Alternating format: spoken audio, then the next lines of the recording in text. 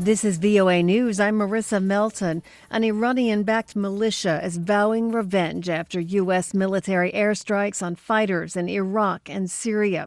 AP's Sagar Meghani reports from the Pentagon. Pentagon Chief Mark Esper says the military took action yesterday in retaliation for a rocket attack that killed an American contractor in Iraq. By launching F-15 Strike Eagles against 5 targets associated with Kataib Hezbollah. What Esper calls an Iranian-sponsored militia group. A militia spokesman, though, says it was not behind the attack in Iraq and elsewhere, saying Washington is looking for a pretext to attack. He's calling the airstrikes a crime and massacre and insists the group will get revenge for evil American aggression. Sagar Meghani at the Pentagon. The family of the man accused of attacking a Hanukkah celebration in New York is speaking out. AP's Rita Foley. Grafton Thomas's family says he's mentally ill and has a long history of hospitalizations. He's accused of storming into a rabbi's home in Muncie, north of New York City, and stabbing 5 people as they celebrated Hanukkah. Thomas's family says he's never been convicted of a crime, is not a member of any hate group, and has no known history of anti-Semitism. In a statement issued by an attorney, the family expressed its concern and prayers for the injured. Meanwhile, Thomas remains in jail. He's pleaded not guilty to 5 counts of attempted murder. I'm Rita Foley. The Al-Shabaab militant group has claimed responsibility for carrying out Saturday's truck bomb attack in Mogadishu, Somalia, which killed at least 90 people and wounded some 125 others. Al-Shabaab's official spokesman said the group's target was a Turkish convoy and security forces. Turkey has been training members of the Somali army. You're listening to VOA News. Hong Kong protests show no sign of slowing as the city heads into 2020. Reuters' Libby Hogan has more. The protesters say they won't end until all 5 demands have been met.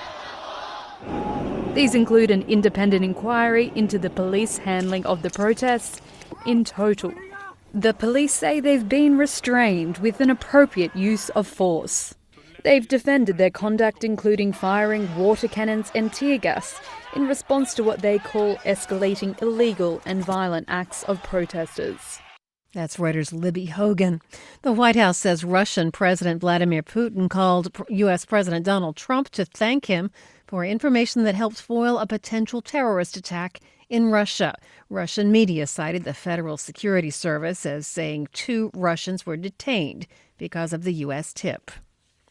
The Taliban says it does not intend to stop fighting in Afghanistan, rejecting as false and baseless reports the insurgent group is ready to declare a temporary ceasefire in a bid to seal a peace deal with the United States. The announcement comes on a day when Taliban insurgents killed at least 14 Afghan security forces in the latest of a series of deadly assaults over the past week.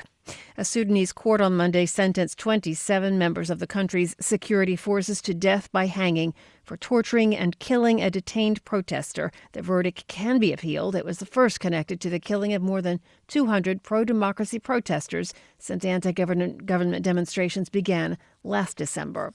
Neil Innes, a frequent collaborator with British comedy team Monty Python, has died. AP correspondent Ben Thomas has more. Neil Innes wasn't one of the principal members of Monty Python, but he popped up so often and in such memorable roles, he was sometimes called the Seventh Python. Here playing the leader of Sir Robin's Minstrels in Monty Python and the Holy Grail.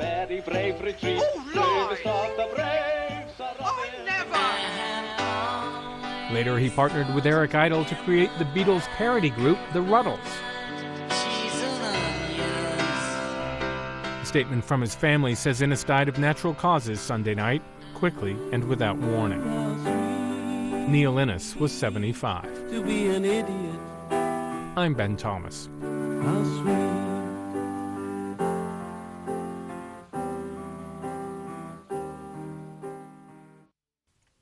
I'm Marissa Melton. You've been listening to VOA News.